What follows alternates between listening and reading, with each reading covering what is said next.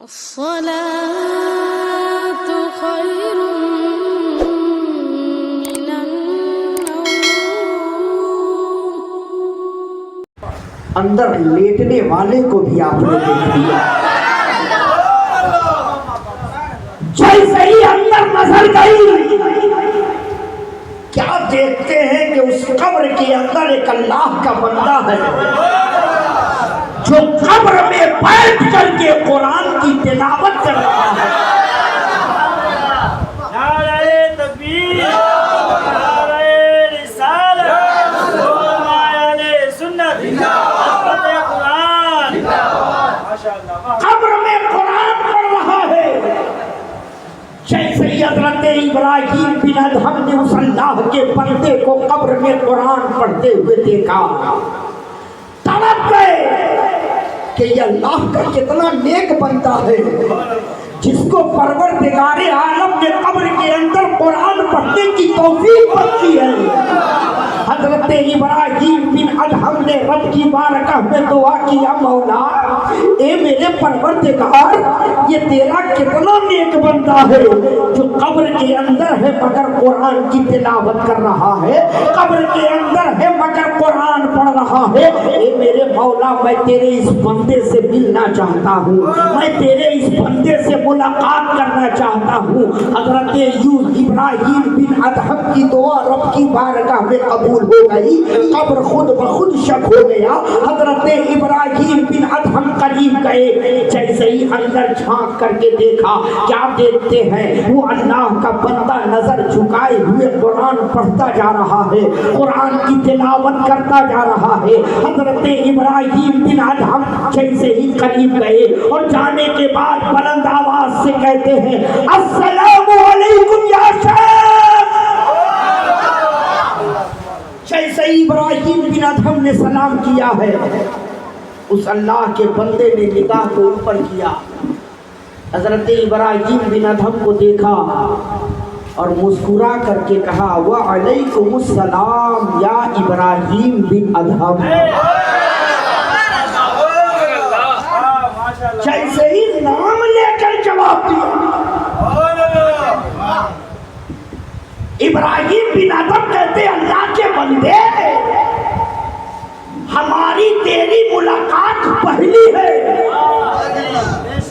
میں تمہیں جانتا نہیں، تمہیں پہچانتا نہیں، تمہارا نام تک مجھے معلوم نہیں، مگر تمہیں کیسے معلوم کہ میرا نام ابراہیم بن ادہم ہے؟ میں ابراہیم بن ادہم ہوں، تم مجھے کیسے جانتے ہو؟ تم مجھے کیسے پہچانتے ہو؟ تو اس اللہ کے بندے نے کہا تھا، اے ابراہیم بن ادہم، کیا آپ نے مصطفیٰ جان رحمت کی وہ حدیث نہیں پڑھی ہے؟ کہا کون سی حدیث؟ کہا میرے نبی کی وہ حدیث جس میں میرے مصطفیٰ فرماتے ہیں کہ بندہ مومن جب قبر کے اندر ہوتا ہے تو اللہ تعالیٰ اس کے دیکھنے کی طاقت کو بھی بڑھا دیتا ہے، سننے کی قوت کو بھی بڑھا دیتا ہے۔ بندہ مومن قبر میں ہوتا ہے، اوپر آنے والے کو وہ جانتا بھی ہے اور پہچانتا ہے۔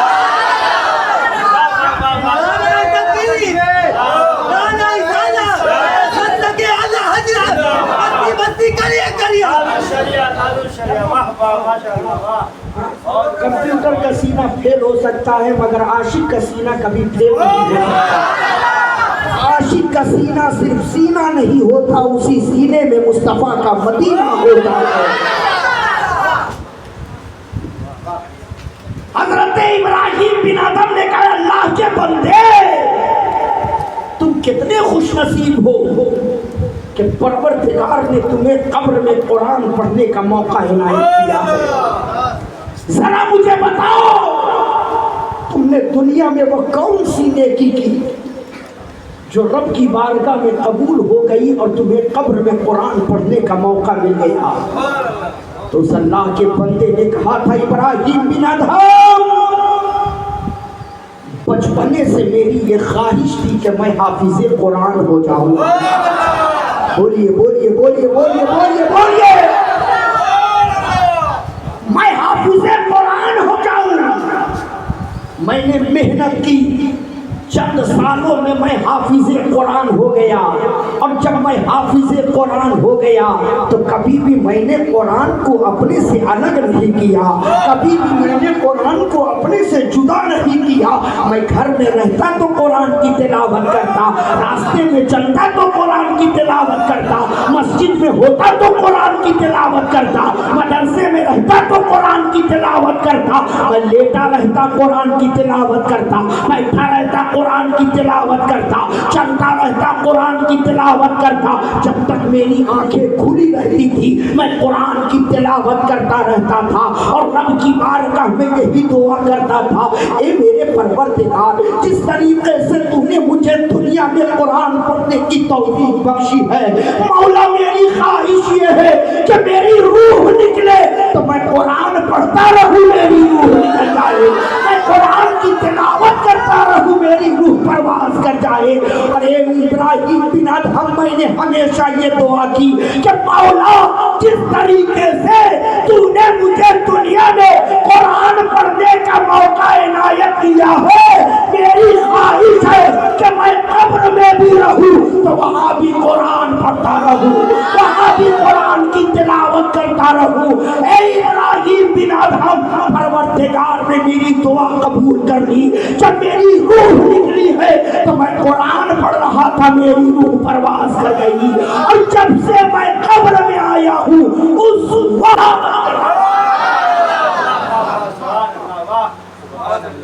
اب سنیے، جیسے ہی اس نے کہا میں جب سے آیا ہوں تب سے قرآن پڑھ رہا ہوں، ابراہیم بن ادہم مچل گئے اور مچل کر کے کہتے ہیں سبحان اللہ۔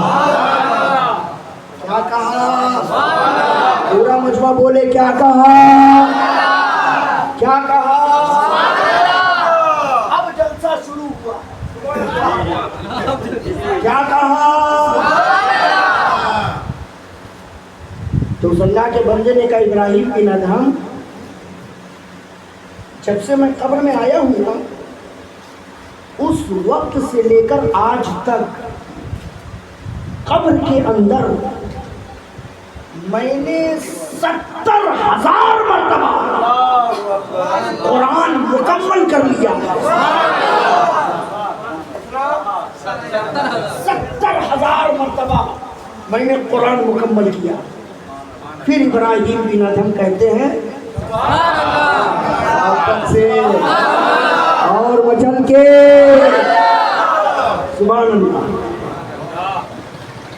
جیسے ہی ابراہیم بن ادہم نے کہا سبحان اللہ، اس اللہ کے بندے نے کہا ابراہیم بن ادہم، جو ایک مرتبہ سبحان اللہ آپ نے کہا ہے نا وہ مجھے دے دو،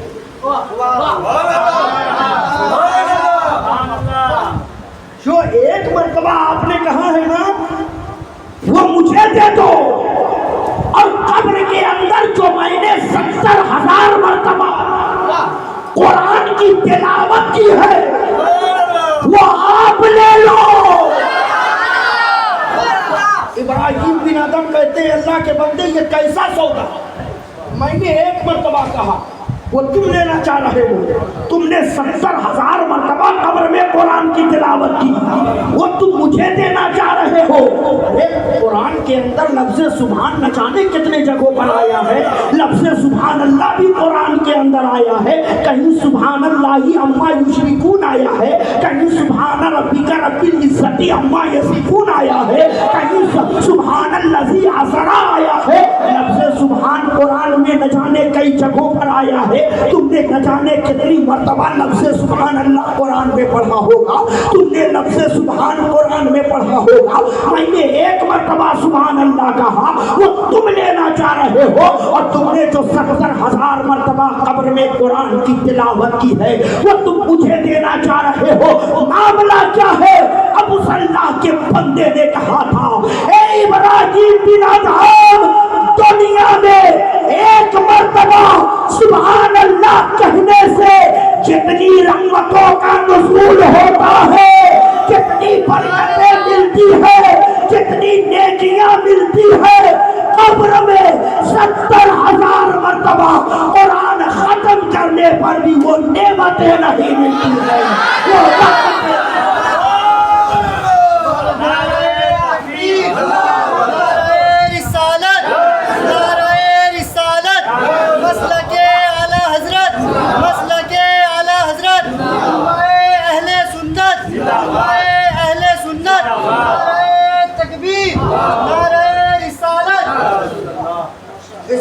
محفلوں میں بیٹھو تو کہتے رہو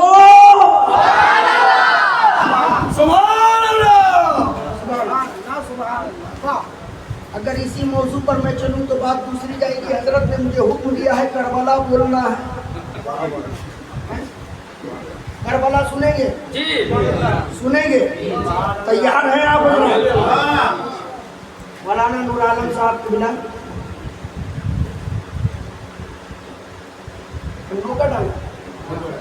نو کا ڈانگا جامع مسجد کے خطیب و امام.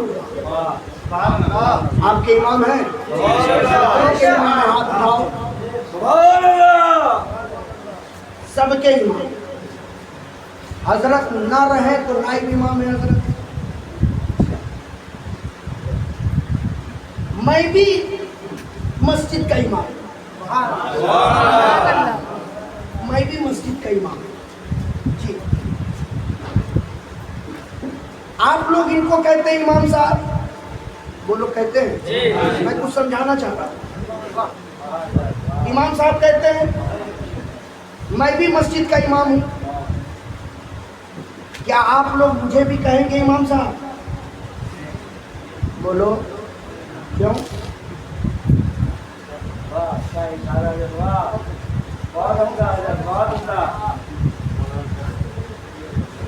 آپ کہو کہ مولانا آپ ہمارے علاقے کی مسجد کے امام نہیں. آپ جہاں کے امام ہیں وہاں کے لوگ آپ کو کہیں گے امام صاحب.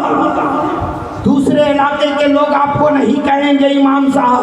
پتا چلا کوئی امام چھوٹی مسجد کا ہوتا ہے, کوئی امام جامع مسجد کا ہوتا ہے, کوئی امام بڑی مسجد کا ہوتا ہے, کوئی امام ایک منزلہ مسجد کا ہوتا ہے, کوئی امام 2 منزلہ مسجد کا ہوتا ہے, کوئی امام 5 منزلہ مسجد کا ہوتا ہے, کوئی چھوٹے علاقے کا امام ہوتا ہے, کوئی ایک محلے کا امام ہوتا ہے, کوئی ایک قریے کا امام ہوتا ہے, کوئی کسی گاؤں کا امام ہوتا ہے, کوئی کسی دیہات کا امام ہوتا ہے, کوئی کسی قصبے کا امام ہوتا ہے, کوئی کسی شہر کا امام ہوتا ہے. جو جس مسجد میں ہوتا ہے وہ اسی مسجد کا امام ہوتا ہے. ارے یہ تو مصلی کے امام ہے. ہم نے تو دیکھا کہ کوئی وقت کا امام ہوتا ہے, کوئی زمانے کا امام ہوتا ہے, کوئی خطے کا امام ہوتا ہے, کوئی فلسفہ کا امام ہوتا ہے, کوئی منطق کا امام ہوتا ہے, کوئی فقہ کا امام ہوتا ہے, کوئی حدیث کا امام ہوتا ہے, کوئی علم ریاضی کا امام ہوتا ہے, کوئی علم رمل کا امام ہوتا ہے, کوئی علم جبر کا امام ہوتا ہے, کوئی علم فلکیات کا امام ہوتا ہے, کوئی علم نجوم کا امام ہوتا ہے. ہر امام اپنے علاقے کا امام ہوتا ہے.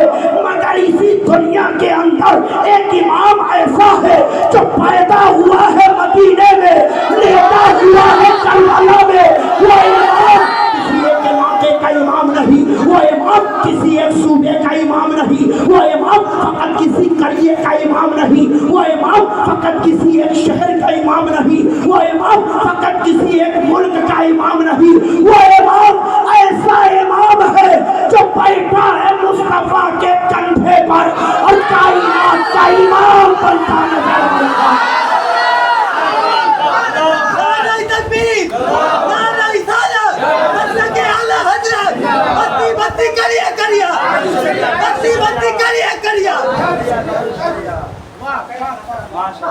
میرا حسین ایسا امام ہے, ایسا امام ہے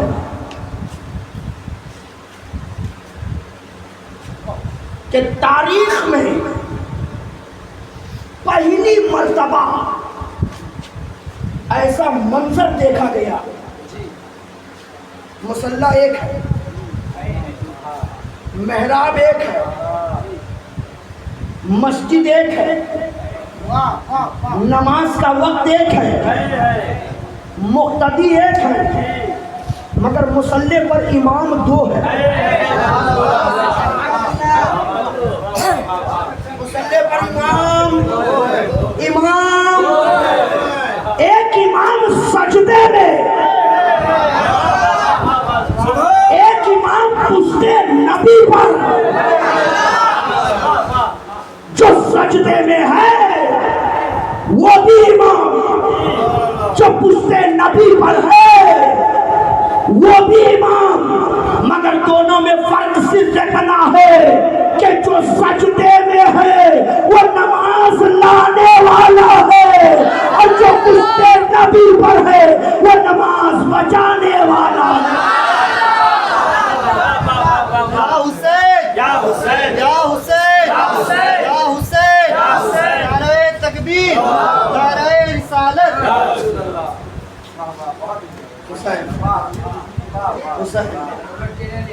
حسین 10 دن میں لکھنؤ میں بولتا ہوں، 1 محرم سے 10 محرم تک 8 سال سے میں بول رہا ہوں،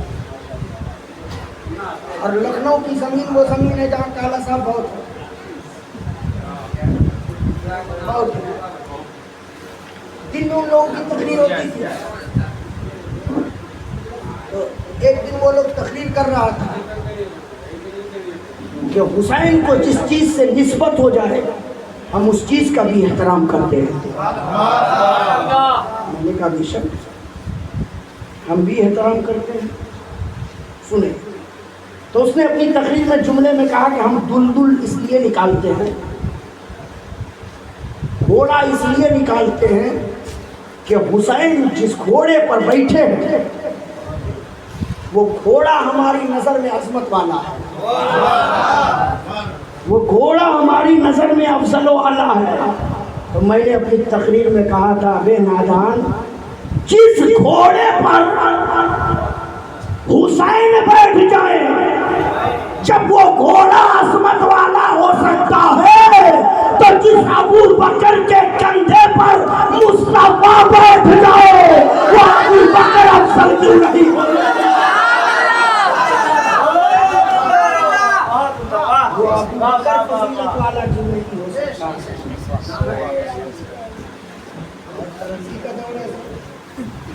دنیا ترقی پر ہے، یہ لوگ ابھی تک بلیڈ اور زنجیر لے کر کے پیٹ رہا ہے، پتا نہیں کب ترقی کرے گا یہ لوگ۔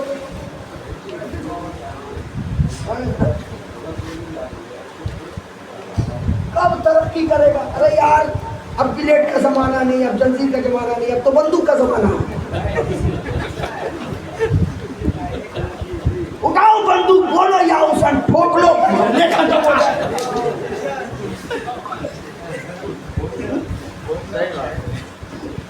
کربلا میں یزید حسین سے کیا مانگ رہا تھا؟ بولو کیا مانگ رہا تھا؟ سارے لوگ ہاتھ اٹھا کے بولے کیا مانگ رہا تھا؟ تاکہ پتہ چلے کہ یہ ہاتھ کسی غدار کے نام پر نہیں اٹھا ہے، کربلا کے فاتحہ کے نام پر اٹھا ہے۔ کیا مانگ رہا تھا یزید؟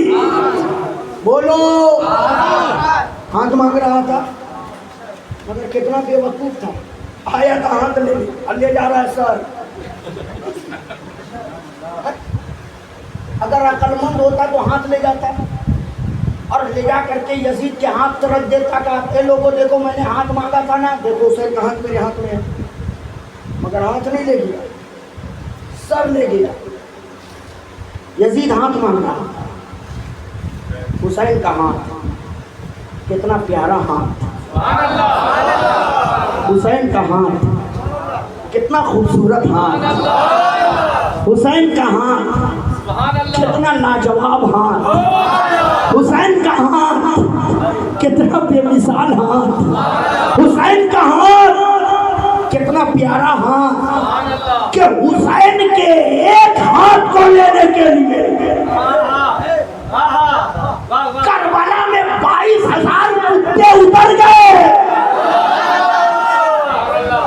ایک ہاتھ کو لینے کے لیے 22,000 یزیدیوں کے کل ہاتھ کتنے ہوئے؟ بولو 44,000 ہاتھ حسین کے ایک ہاتھ کو لینے کے لیے، لیکن پروردگار اعلان کر رہا تھا یزیدیوں، ارے تم 22,000 کی تعداد میں اترے ہو حسین کا ہاتھ لینے کے لیے، لیکن میں نے پیغمبروں کی جماعت 1,24,000 اتار دیا ہے حسین کا ہاتھ لینے کے لیے۔ اے یزیدیوں، تیرے پلید ہاتھ میں حسین کا ہاتھ نہیں جائے گا، نبی کے مقدس ہاتھ میں حسین کا ہاتھ۔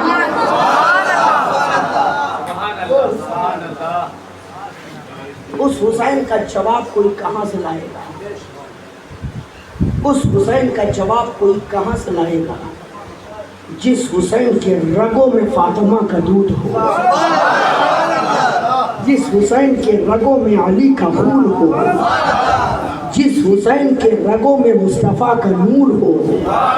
لیکن آج حسین کو ماننے والے بھی طرح طرح کے پیدا ہو گئے ہیں، آج لوگ نہ جانے کہاں کہاں جا کر کے حسین کو یاد کر رہے ہیں، کس کس گڈھے میں جا کر حسین کو یاد کر رہے ہیں، کس کس ندی اور نالے میں ڈوب کر کے حسین کو تلاش کر رہے ہیں، کس کس خرافات کی محفلوں میں جا کر کے حسین کو تلاش کر رہے ہیں۔ میں آپ سے پوچھوں، آپ یہ بتاؤ سنتوش پور اسٹیشن کدھر ہے؟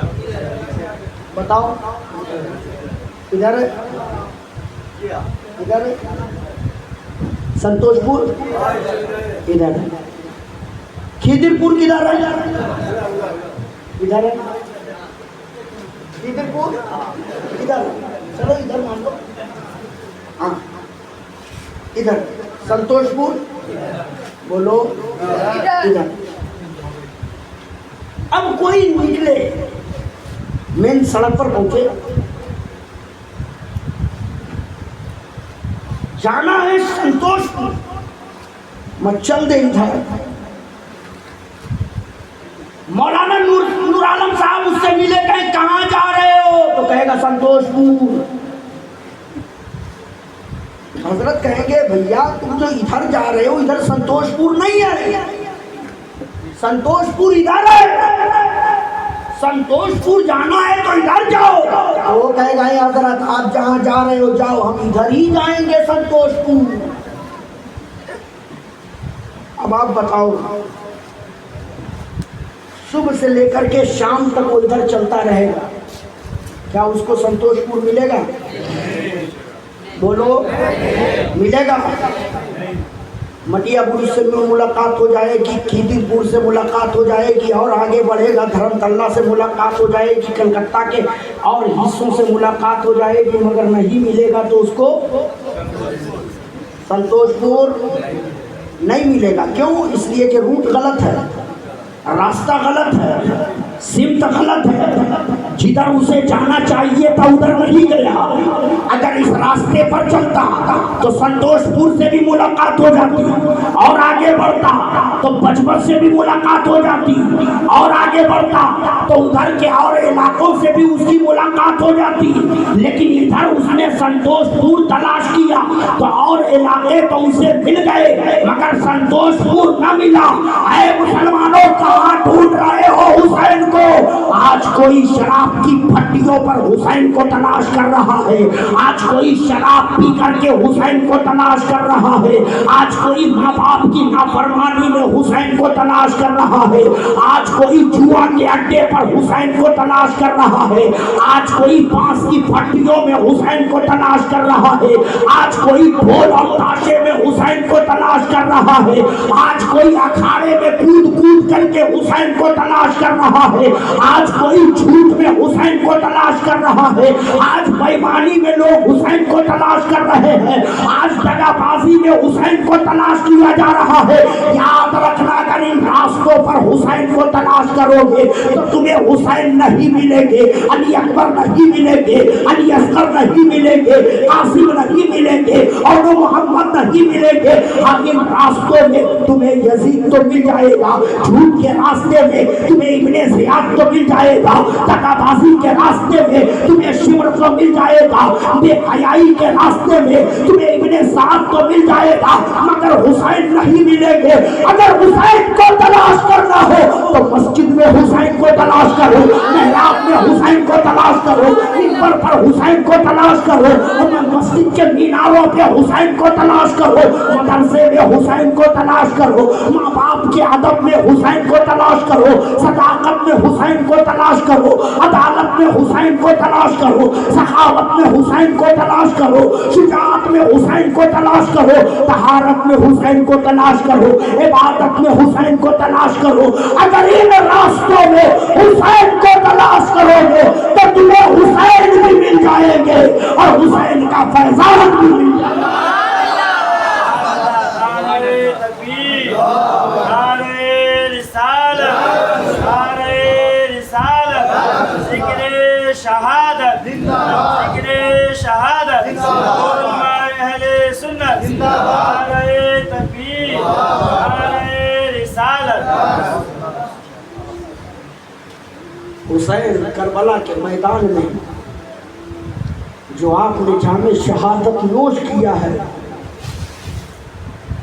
دنیا کی حکومت کے لیے نہیں، نانا کی امت کے لیے کیا ہے۔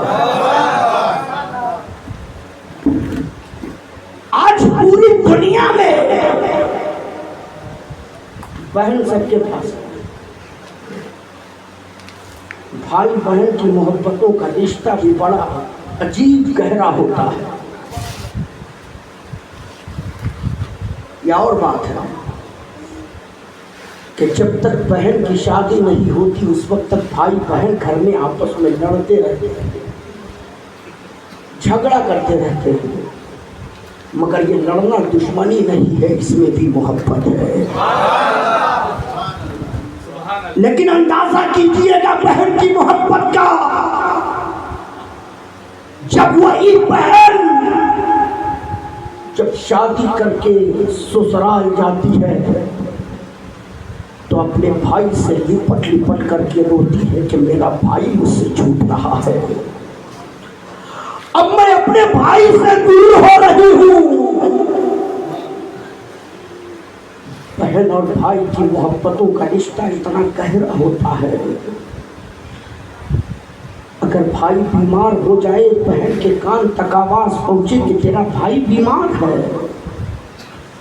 بہن روتی ہوئی آنسو بہاتی ہوئی اپنے بھائی کو دیکھنے کے لیے چلی آتی ہے۔ رونے کے سوا، آنسو بہانے کے سوا بہن کے پاس کوئی ایسا ساز و سامان نہیں ہوتا جو اپنے بھائی کو دے دے۔ بہن رو رو کر کے اپنے بھائی کے لیے رب کی بارگاہ میں دعا کرتی ہے، مولا میرے بھائی کو صحت دے دے، میرے بھائی کو تندرستی دے دے، میرے بھائی کو بیماریوں سے نجات دے دے۔ بھائی سے پیار کرنے والی بہن تو دنیا میں بہت ہے، ایسی ایسی بہنیں بھی اس دنیا میں ہیں جو اپنے بھائی پر اپنی جان کو قربان کر دے، اپنے بھائی پر اپنی جان کو لٹا دے۔ دنیا میں بھائی پر جان قربان کرنے والی تو بہن بہت ہے، دنیا میں بھائی سے پیار کرنے والی بہنیں تو بہت ہے، مگر پوری دنیا میں کوئی بھی بہن ایسی نہیں ہے جو بہن اپنے بھائی کے قدموں پہ اپنی اولادوں کو قربان کر دے، اپنے بھائی کے قدموں پہ اپنے بچوں کو قربان کر دے۔ لیکن آؤ دیکھو کربلا کا میدان ہے، بھائی بہن کی محبت کتنی پیاری محبت ہے۔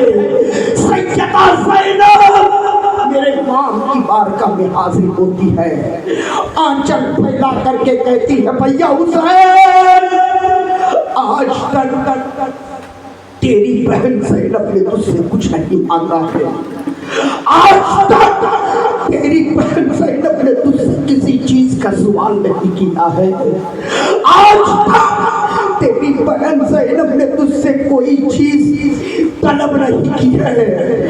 تیری بہن کو پیاسے رہنا پڑا مگر تیری بہن پیاسے رہ گئی مگر کبھی شکایت نہ کی، تیری بہن کو بھوکے رہنا پڑا، تیری بہن بھوکے رہ گئی مگر کبھی تیرے سامنے آ کر کے اپنی زبان کو نہ کھولی، تیری بہن کو پھٹے اور پیون لگے لباس ملے، تیری بہن مسکرا کر کے ان لباسوں کو پہنتی رہی مگر کبھی اپنی زبان سے شکوہ نہ کی، کبھی اپنی زبان سے شکایت نہ کی۔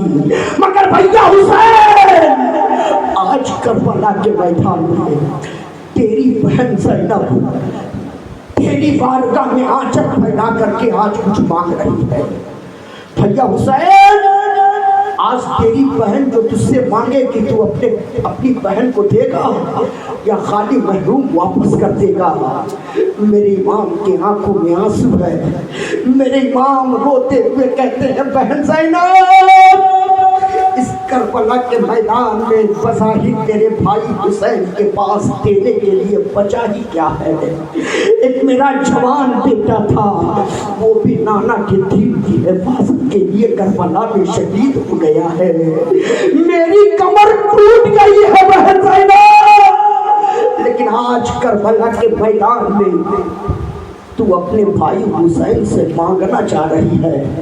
مانگ مانگ مانگ، آج جو مانگے گی تیرا بھائی حسین تجھے دے گا۔ آج تو جو مانگے گی تیرا بھائی حسین تجھے عطا کرے گا۔ سیدہ زینب کہتی ہے بھیا حسین انکار نہیں نہ کرو گے، دو گے نا، دو گے نا؟ میرے امام فرماتے بہن زینب آلے نبی جو وعدہ کر لیتے ہیں اس سے اپنی زبان نہیں پھیرتے۔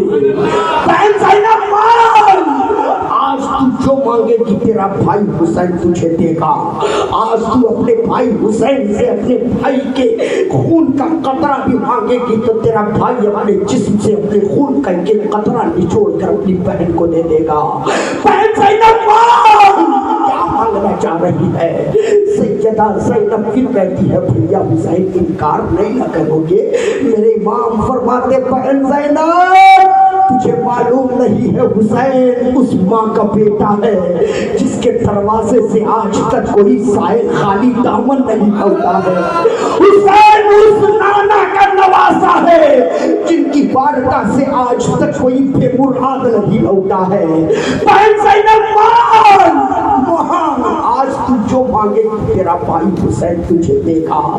جیسے ہی میرے امام نے کہا تھا سیدہ زینب کھڑی ہوتی ہے، آواز دیتی ہے بیٹا ہونا محمد۔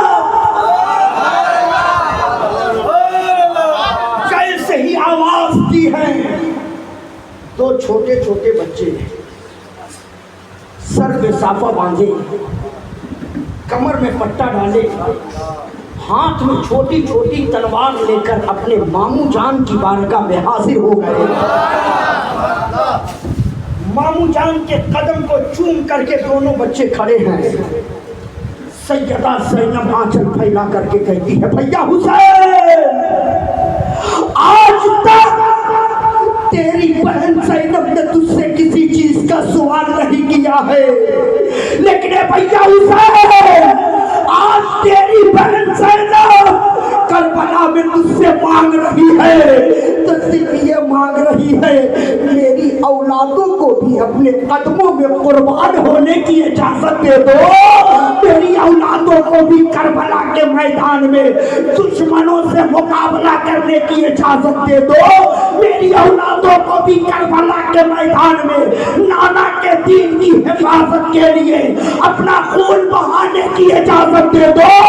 اے حسین میری اولادوں کو بھی مصطفیٰ کی شریعت بچانے کے لیے اپنی گردن کٹانے کی اجازت دے دو۔ جیسے ہی سیدہ زینب نے کہا تھا میرے امام کی آنکھوں میں آنسو، میرے امام فرماتے بہن زینب یہ تم نے کیا مانگ لیا؟ یہ اونو محمد میرے بھانجے ہیں، یہ اونو محمد تیرا سہارا ہے، یہ اونو محمد تیرے بڑھاپے کی لاٹھی ہے، اونو محمد میرے بھائی عبداللہ ابن جعفر کی نشانی ہے۔ بہن زینب کچھ اور مانگ لو، کچھ اور مانگ لو، مگر میں اپنے بھانجوں کو میدان میں جانے کی اجازت کیسے دوں؟ سیدہ زینب کہتی ہے بھیا حسین آلے نبی جو وعدہ کر لیتے ہیں اس سے اپنی زبان نہیں پھیرتے۔ اے بھیا حسین آپ نے وعدہ کیا ہے، آپ کو اجازت دینا ہوگا۔ میرے امام نے روتے ہوئے دونوں بچوں کو سینے سے لگایا ہے، پیشانی پہ بوسہ دیا ہے۔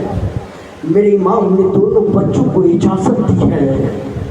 دونوں بچے اپنے ماموں جان کے قدم کو چوم کر کے اپنی ماں کے سامنے آ کر کے کھڑے ہیں۔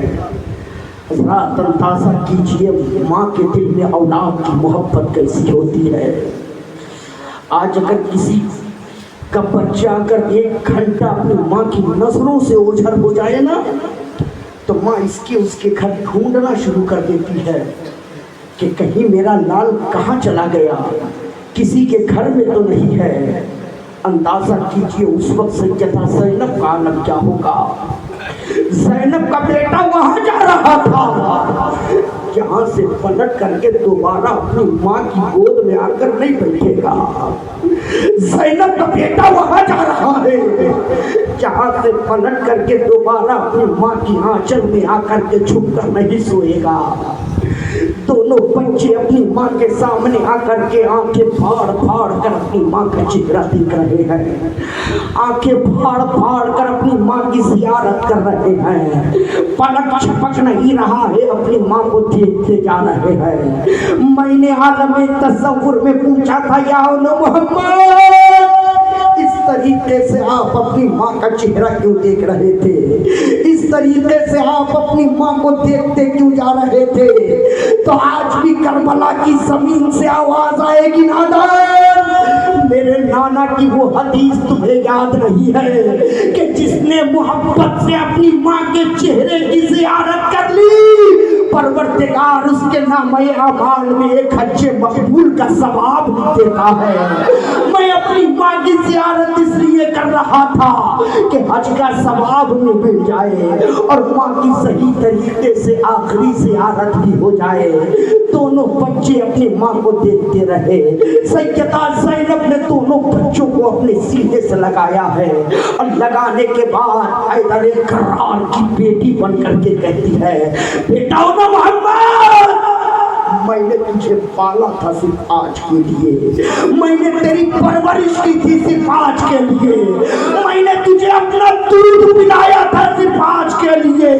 بیٹا محمد میدان میں جانا تو دشمنوں کو اپنی پیٹھ نہ دکھانا، میدان میں جانا تو دشمنوں سے ڈر کر کے خیمے کی طرف بھاگ کر کے واپس نہ آنا، میدان میں جانا تو دشمنوں کو للکار کر کے بتا دینا کہ ہمارے رگوں میں بھی علی کا خون دوڑ رہا ہے، میدان میں جانا تو دشمنوں کو بتا دینا کہ ہم نے فاطمہ کی بیٹی زینب کا دودھ پیا ہے۔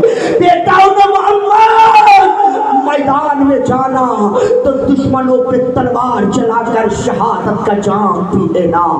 اب دونوں بچے اپنی ماں کے قدم کو چھوٹ کر کے چلے ہیں، ماں حسرت بھری نگاہوں سے اپنے بیٹے کو میدان میں جاتا دیکھ رہی ہے۔ اب دونوں بچے ایک دوسرے کے ہاتھ کو پکڑ کر کے میدان میں جا رہے ہیں۔ زینب کا بیٹا میدان میں جا رہا ہے، علی کا نواسا میدان میں جا رہا ہے، فاطمہ کا نواسا میدان میں جا رہا ہے، حسین کے بھانجے میدان میں جا رہے ہیں، عبداللہ ابن جعفر کے بیٹے میدان میں جا رہے ہیں، اور محمد میدان میں جا رہے ہیں۔ 22,000 یزیدیوں کا لشکر ہے، ادھر دونوں بچے میدان میں پہنچے ہیں۔ اب پہنچنے کے بعد دونوں بچوں نے 22,000 یزیدیوں کو للکار کر کے آواز دیا تھا، کہا تھا یزیدیوں اگر ہمت ہے تو آ میرے مقابلے میں۔ شمر نے کہا حسین یہ بچے ہیں، یہ 22,000 کو للکار رہے ہیں، یہ بچے ہیں، یہ 22,000 کو مقابلے کی دعوت دے رہے ہیں، یہ بچے یہ کیا لڑیں گے، یہ بچے کیا تلوار چلائیں گے؟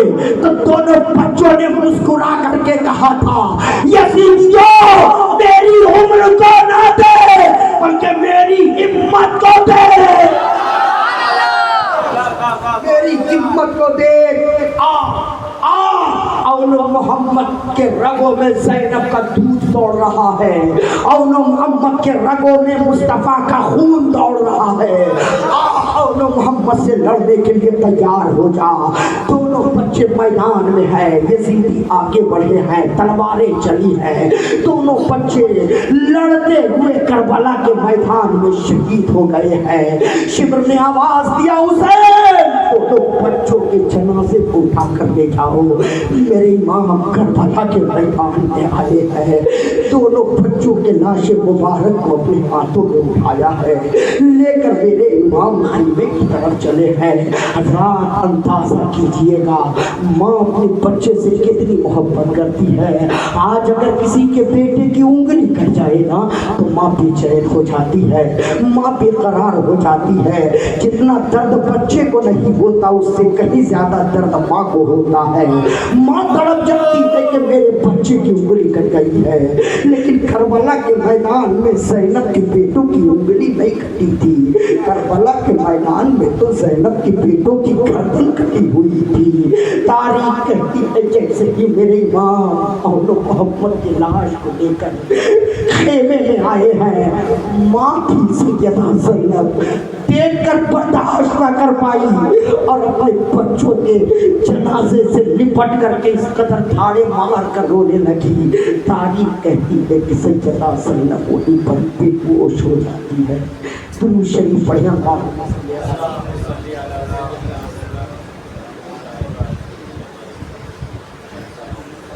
सल्लल्लाहु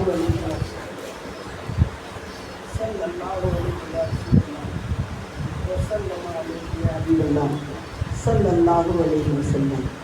हज़रात करबला का दास्तान वो दास्तान है कि पत्थर दिल भी सुनता है तो उसका दिल मोम की तरफ पिघल जाता है, आंखों से अश्क जारी हो जाते हैं और हर आशिक़ हुसैन यही कहता है काश इस वक्त हम भी होते, कुछ ना कर सकते तो कम अज़ कम आका हुसैन के कदमों पे अपनी जान तो कुर्बान कर देते।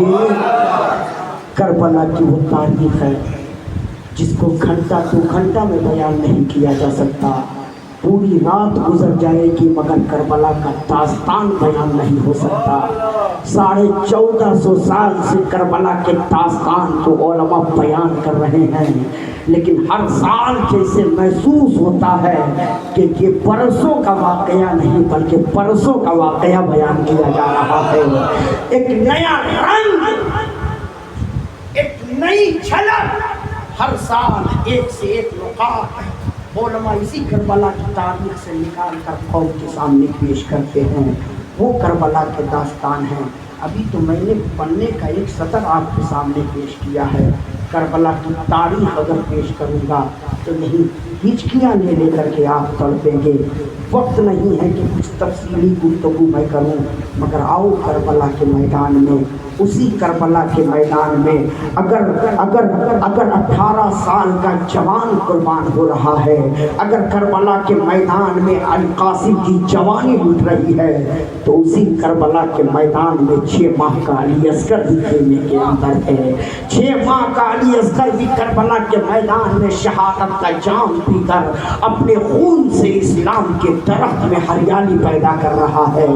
आज लोग कहते हैं कि अली असगर करबला में पानी के लिए रो रहे थे, अली असगर करबला में पानी के लिए तड़प रहे थे। मैं कहता हूँ नादान, जो पूरी दुनिया को पानी पिला रहा हो वो पानी के लिए कैसे रो सकता है?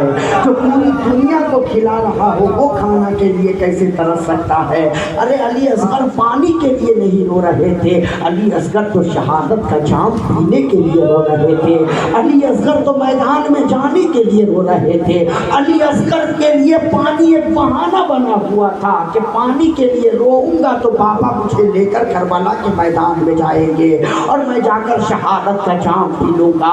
जैसे ही मैंने ये जुमला कहा कि अली असगर करबला के मैदान में शहादत के लिए रो रहे थे, एक मुल्ला ने पैजामा उठा करके मेरी कलाई को पकड़ करके कहा मौलाना होश में रह करके गुफ्तगू करो। जोश में इंसान बहुत कुछ पकड़ के आगे निकल जाता है। आप कह रहे हो अली असगर करबला में शहादत के लिए रो रहे थे, जरा सा दिमाग तो लगाओ। अली असगर की उम्र उस वक्त क्या थी? अली असगर 6 महीने के थे। अली असगर उस वक्त माँ की गोद में थे। अली असगर उस वक्त शीर खारगी की उम्र में थे कि 6 माह के बच्चे को कैसे क्या पता कि शहादत किस मंजिल का नाम है? 6 माह के बच्चे क्या जानेंगे शहादत किस मर्तबे को कहते हैं? 6 माह के बच्चे को यह अंदाजा कैसे होगा कि शहादत किस मकाम और मर्तबे का नाम है? साफ صاف کہو کہ علی اصغر پانی کے لیے رو رہے تھے. میں نے کہا نہیں نادان نہیں. تم کہتے ہو کہ علی اصغر کو کیا پتا. ارے جہاں تمہاری عقل ختم ہوتی ہے وہاں سے اہل بیت کی عقل شروع ہوا کرتی ہے, وہاں سے اہل بیت کی عقل شروع ہوا کرتی ہے. تم کہتے ہو علی اصغر کو کیسے پتا کہ شہادت کس منزل کا نام ہے. تو آؤ ذرا سا دیکھو, وہ تو علی اصغر ہیں, وہ تو آقاؤں کے آقا ہے میرے علی اصغر. علی اصغر کے بیٹے, علی اصغر کے غلام بغداد کی زمین پر عبد القادر بن کر پیدا ہوا ہے, غوث اعظم بن کر پیدا ہوا ہے. اور زمانے کو اعتراض کرنے والوں کے منہ پہ تماچا لگا کر کے جواب دیا ہے. کہا نادان دیکھ, عبد القادر پیدا ہوتے ہی روزہ کیسے رکھ رہا ہے. عبد القادر پیدا ہوتے ہی روزہ کیسے رکھ رہا ہے.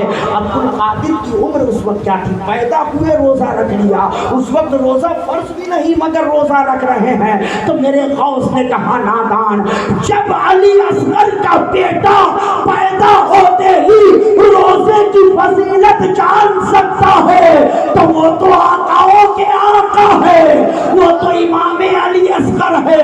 وہ شہادت کے مقام کو کیوں نہیں جان سکتے, وہ شہادت کے مرتبے کو کیوں نہیں جان سکتے, وہ شہادت کی منزل کی فضیلت کو کیوں نہیں سمجھ سکتے. اسی لیے عاشق کہتا ہے علی اصغر پانی کے لیے نہیں, علی اصغر کو شہادت کا جام پینے کے لیے. کربلا کی تاریخ آپ نے بہت سنا ہے, بہت پڑھا ہے, مگر کہیں سے ہم کو بتائیے. شاید میری نظر کسی کتاب پہ نہ پڑی, لیکن میں بھی 20 سال سے کربلا بیان کر رہا ہوں جی. اب وہ بھی ایک اسٹیج پر 10 روز بولتا ہوں, پوری شہادت بیان کرتا ہوں, کبھی لکھنؤ میں تو کبھی گجرات میں. اگر آپ نے کہیں پڑھا ہو تو مجھے بتاؤ. حسین کا قافلہ کربلا کے میدان میں جب پہنچا ہے تو محرم کی 2 تاریخ, کتنی بولو, کتنی, 2 تاریخ. پانی بند ہوا کہ محرم کو, بلند آواز سے 7 محرم, سب جانتے ہیں, سب جانتے ہیں 7 محرم. شہادت ہوئی کتنے محرم کو, 10 محرم. 2 محرم سے لے کر کے 10 محرم تک کی کوئی تاریخ مجھے دکھاؤ, یا کوئی کتاب لاؤ, کسی کا بھی ہو, کسی کا بھی لاؤ, کہ کربلا میں علی اصغر کربلا کی زمین پر لیٹ کر کے رو رہے ہیں.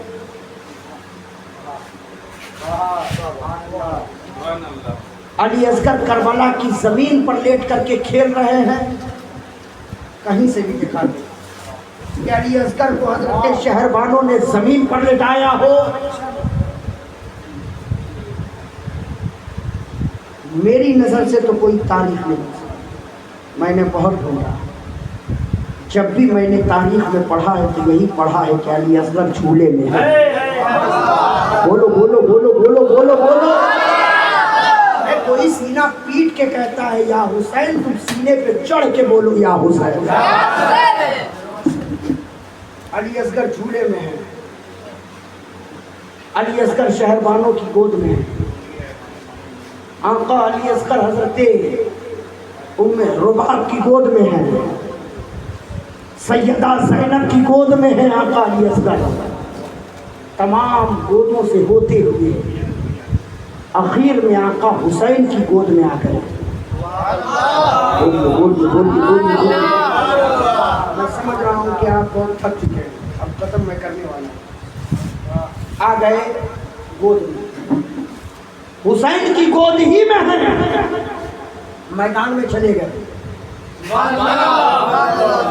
وہاں بھی میرے حسین نے زمین پر لٹایا نہیں علی اصغر کو, اوپر ہی اوپر رکھا جا رہا, جسم کو زمین سے ٹچ نہیں ہونے دیا جا رہا, جسم کو کربلا کی مٹی سے لگنے نہیں دیا جا رہا ہے. ورنہ کربلا میں میرے امام کا قدم کربلا کی زمین سے لگا ہوا, حضرت علی اکبر کا قدم کربلا کی زمین سے لگا ہوا ہے، حضرت انو محمد کا قدم کربلا کی زمین سے لگا ہوا ہے، حضرت عباس نمبردار کا قدم کربلا کی زمین سے لگا ہوا ہے، حضرت شہربانو کا قدم کربلا کی زمین سے مسو رہا ہے، حضرت زینب کا قدم کربلا کی زمین سے لگا ہوا ہے، سب کا قدم کربلا کی زمین سے لگ رہا ہے، مگر علی اصغر کے قدم کو کربلا کی زمین سے لگنے نہیں دیا جا رہا ہے، جسم کو کربلا کی مٹی سے ٹچ ہونے نہیں دیا جا رہا ہے۔ آقا حسین کی گود میں ہے حضرت علی اصغر، ظالم نے تیر چلایا تھا اور حلق کو چیرتا ہوا میرے امام کے بازو میں آ کر وہ تیر بے وقت ہو گیا تھا، گود ہی میں حضرت علی اصغر ہے اور جام شہادت آپ نے نوش کر لیا ہے۔ میں نے عالم تصور میں کہا میرے امام آخر آپ کربلا کے میدان میں حضرت علی اصغر کو زمین سے کیوں بچا رہے تھے؟ کربلا کی زمین سے علی اصغر کو دور کیوں رکھا جا رہا تھا؟ کربلا کی مٹی سے علی اصغر کے جسم کو ٹچ ہونے کیوں نہیں دیا جا رہا تھا؟ تو کربلا کی زمین سے آواز آئے گی نادان، میری نظر دیکھ رہی تھی کہ کل مکے کی زمین پر جب میرے دادا اسماعیل ذبیح اللہ پیاس سے تڑپ رہے تھے، حلق سوکھ کر کے کانٹا ہو گیا تھا، ہاجرہ نے پتھر پر لٹا دیا تھا تو اسماعیل ذبیح اللہ نے ایڑی رگڑ دی تھی تو پہاڑ کے پتھر کے کلیجے سے زمزم جاری ہو گیا تھا۔ علی اصغر کو اگر کربلا کی زمین سے ٹچ کر دیا جاتا تو ڈر تھا کہ کہیں دوسرا زمزم نمودار نہ ہو جائے، کہیں دوسرا زمزم کربلا سلگتے دشت میں برفیلے موسم کو اٹھا لاتے، بھگو کے نور کے پانی میں شبنم کو اٹھا لاتے۔ حسین ابن علی کے پیاس میں ایک راز تھا، ورنہ فرشتے خانہ کعبہ سے زمزم کو اٹھا لاتے۔ وہ حسین ہے، حسین کا کوئی جواب نہیں، اس حسین کا جواب کوئی لائے کہاں سے؟ لائے کہاں؟ آج حضرت حسین پاک کی زندگی کا بہت بڑا حصہ تاریخ کے پنوں سے غائب کیا گیا۔ آپ نے ہمیشہ سنا حسین پیدا ہوئے، پیدائش کا واقعہ خوب گلا پھاڑ پھاڑ کے بیان کیا جاتا ہے، بیان کیا جاتا ہے۔ حسین نانا کے کندھے پر ہے، بیان کیا جا رہا ہے، پشت نبی پر ہے، بیان کیا جا رہا ہے۔ جب میرے سرکار کا وصال ہوا اس وقت آقا حسین کی عمر ہے 6 سال، بعض کتابوں میں 5 سال، بعض کتابوں میں 7 سال، لیکن مان لیجئے 6 سال، 6 سال۔ اس کے بعد ہم نے کتابوں میں کیا پڑھا یا کیا سنا؟ کربلا کا میدان ہے، حسین گھوڑے پر ہے، دشمنوں سے مقابلہ کرتے ہوئے حسین شہید ہوئے۔ اس وقت آقا حسین کی عمر ہے 56 سال، بعض کتابوں میں ہے 58 سال، لیکن آپ 56 ہی لیجیے، 56 میں سے 6 نکالیے، کتنا بچا؟ یہ 50 سالہ زندگی کو کہاں غائب کیا؟ تاریخ کے پنوں سے یہ 50 سالہ زندگی کہاں ہے؟ کہاں بیان کیا جاتا ہے؟ اس لیے کہ ظالموں کو پتا ہے کہ اگر یہ 50 سالہ زندگی حسین کا بیان کیا جائے گا تو ابو بکر اور حسین کی محبت سامنے آ جائے گی، عمر اور حسین کی محبت سامنے آ جائے گی، عثمان اور حسین کی محبت سامنے آ جائے گی، صحابہ اور حسین کی محبت سامنے آ جائے گی۔ ارے محبت کا عالم تو یہ تھا، ادب اور احترام کا عالم یہ تھا کہ ہمیشہ چھوٹا بڑے کو سلام کرتا ہے، ہمیشہ چھوٹا بڑے کو سلام کرتا ہے۔ مگر حضرت عمر میں بڑے تھے، حسین پاک عمر میں چھوٹے تھے، مگر کتابوں میں آتا ہے کہ عمر پہلے حسین کو سلام کرتا پہلے کرتے، جب حسین نظر آتے تب فوراً حضرت عمر کہتے السلام علیکم، السلام علیکم۔ ایک دن حضرت امام حسین نے سوچا کہ عمر مجھے ہمیشہ پہلے سلام کرتے ہیں، کیوں نہ ہو ایسا موقع مجھے ملے کہ میں عمر کو پہلے سلام کروں، میں عمر کو پہلے سلام کروں۔ کہتے کہ ایک مرتبہ حضرت امام حسین نے دور ہی سے دیکھا کہ عمر آ رہے ہیں، دور ہی سے دیکھا عمر آ رہے ہیں، ایک دیوار کے آڑ میں چھپ گئے امام حسین۔ کہ حضرت عمر آئیں گے اور میں فوراً نکلوں گا اور نکل کے کہوں گا یا عمر السلام علیکم. حضرت عمر قریب آئے, ابھی حسین پاک نکلنے ہی والے ہیں. عمر دیوار کے قریب پہنچتے ہی کہتے ہیں یا حسین السلام علیکم. امام حسین نکلے, کہا یا عمر آپ کو کیسے معلوم کہ میں یہاں ہوں؟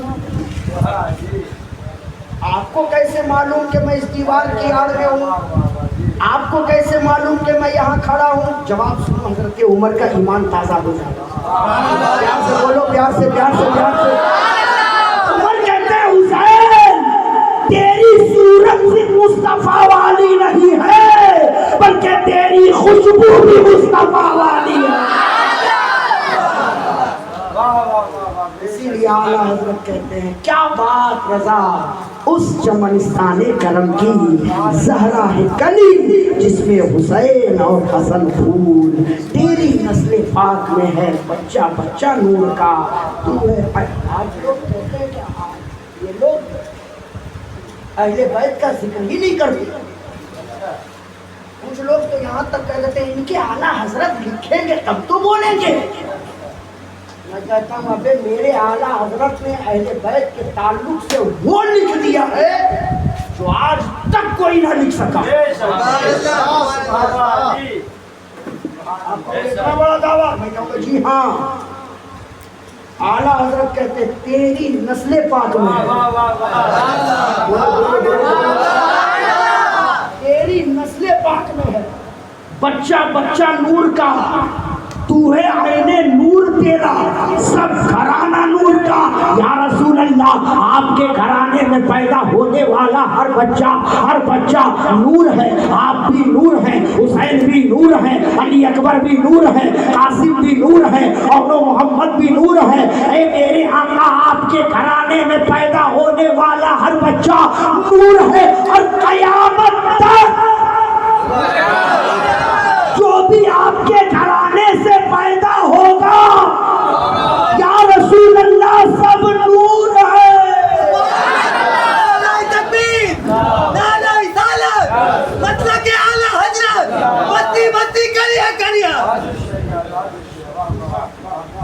اس لیے حسین کی محبت اگر صحیح معنوں میں سینے میں بسانا ہے تو بزرگوں کی چوکھٹ سے جڑے,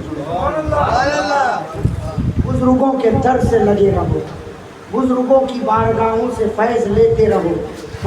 بہت بڑی بات مولانا نور عالم صاحب اللہ نے کہا کہ کیا نام بتا, جناب علاؤدین اللہ صاحب قبرستان کے لیے زمین دے, مسجد کے لیے دے دیا, مدرسے کے لیے دے دیا. ابے کوئی تو اپنی 1 انچ زمین اپنے بھائی کو نہیں دیتا ہے. اس مقدمہ شروع ہو جاتا ہے, مار پیٹ اسے 1 انچ زمین کے لیے ہو جاتی ہے. مگر یہ کتنا بڑا جگر ہے کہ جنہوں نے صرف اپنے قبر کے لیے زمین نہیں دی ہے, پورے علاقے والوں کے لیے دی ہے, پورے علاقے والوں کے لیے دیا ہے. مسجد بنی, مسجد کی زمین, مدرسے کی زمین. اللہ تعالیٰ انہیں بھی سلامت رکھے, ان کے خاندان کو بھی سلامت رکھے. اور یہی جذبہ ہر مسلمانوں کے اندر پروردگار پیدا فرمائے گا. ہر مسلمان کے اندر یہی جذبہ ہو. یاد رکھیے گا جو کچھ بھی ہمارے پاس ہے نا, یہ ہمارا اپنا نہیں. اپنا ہے کیا ہے؟ کچھ نہیں. سب میرے رب کا عطا کرتا ہے, یہ بزرگوں کی دعائیں ہیں. اس لیے رب کی بارگاہ میں خرچ کرتے رہیے. مسجد اور مدرسے کی ترقی کے لیے آپ ہمیشہ تعاون کرتے رہیے. اپنے بچوں کو تعلیم کے معاملے میں, جہاں دنیاوی تعلیم میں آپ اعلیٰ سے اعلیٰ تعلیم کا چناؤ آپ اپنے بچے کے لیے کرتے ہیں, وہی دینی تعلیم کے لیے بھی آپ اپنے بچے کو تیار کیجئے, تاکہ ہمارا بچہ کسی بھی معاملے میں جاہل نہ رہے.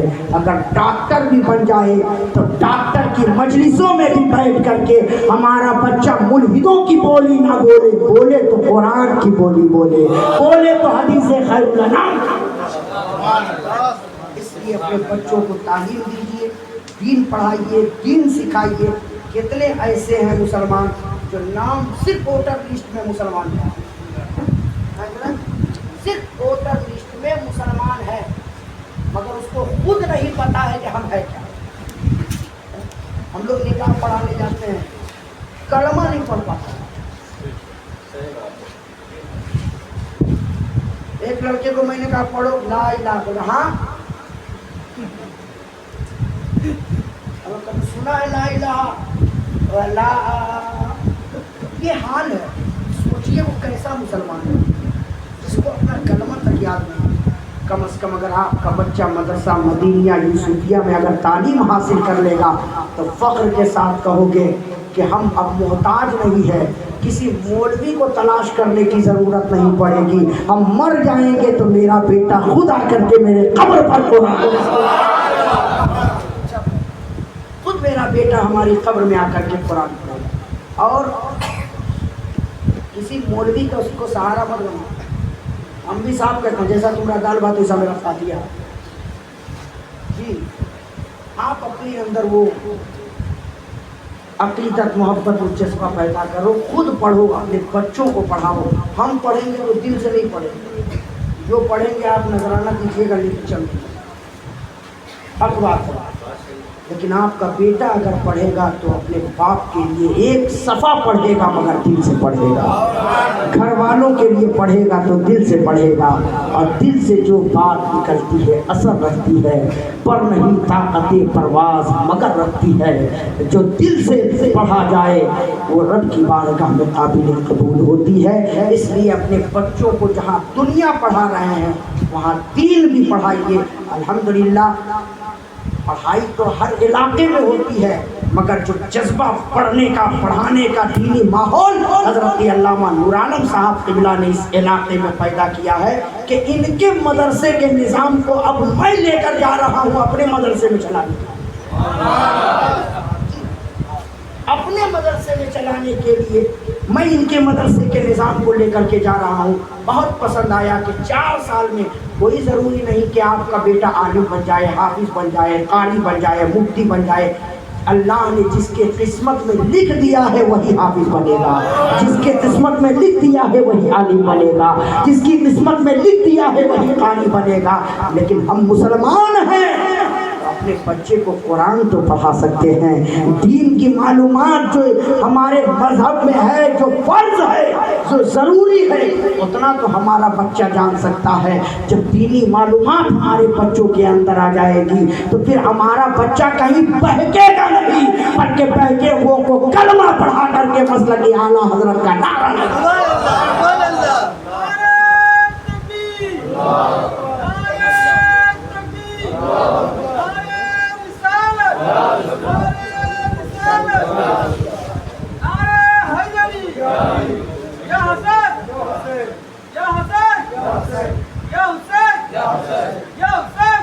دونوں ہاتھ اٹھا کے بولو یا حسن یا حسین یا حسین یا حسین یا حسین یا حسین۔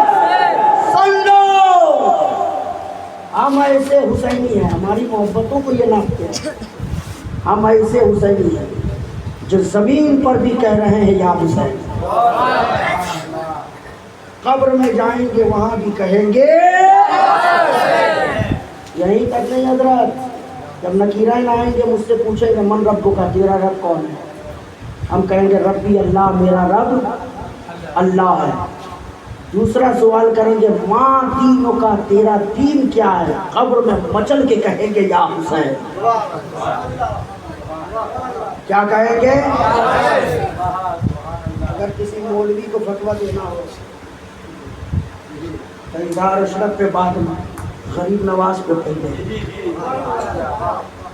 غریب نواز تو پہلے اس لیے کہ میرے غریب نواز خود کہہ رہے ہیں دین است حسین کی پناہ است حسین، اے حسین تم ہی دین ہو، اے حسین تم ہی دین کی پناہ ہو۔ جب میرے غریب نواز نے حسین کو دین کہا ہے، جب کو میرے غریب نواز نے حسین کو دین کی پناہ کہا ہے، تو لکیرین قبر میں یہی تو پوچھیں گے تیرا دین کیا ہے؟ غریب نواز نے کہا حسین ہی دین ہے، حسین ہی دین کی پناہ ہے۔ تو ہمیں اسلام غریب نواز کے صدقے میں ملا ہے، تو قبر میں بھی ہم کہیں گے میرا دین، قبر میں بھی کہیں گے یا حسین، حشر میں بھی کہیں گے، جنت میں جانے کے بعد بھی کہیں گے، ملے گی جنت پیے گے کوثر، اسی کو محشر میں چین ہوگا، نبی محبت کریں گے اس سے جس کے دل میں حسین ہوگا۔